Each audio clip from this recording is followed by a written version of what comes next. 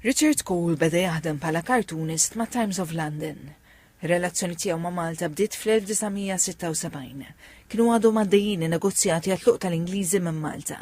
Jirrakkonta kif ingħata istruzzjonijiet biex jikkrea kartun tal-ex Prim Ministru Dom Mintoff, pinġa karikatura ta' Mintoff, libes ta' Napoleon, jagħti daqqa tas-sieq lil Bulldog Brittaniku.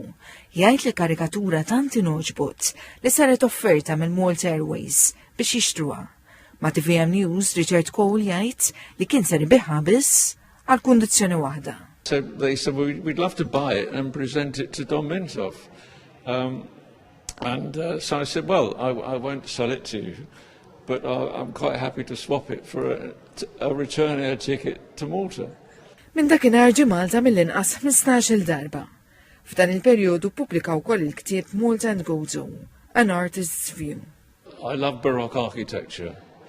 I really enjoy drawing it, and I enjoy drawing the Maltese people, because there's so many wonderful characters that you see and meet in the street, and so I put the figures in the landscapes, whether it's in the country, the people I meet, and I like to animate Maltese life through my work. L-esibizzjoni Echoes of Life in Malta Paintings by Richard Cole fil-Mużew tal-Posta fil-Belz se ddum miftuħa sa 12 ta' April. Il-kuratriċi hija Marika Zoppardi.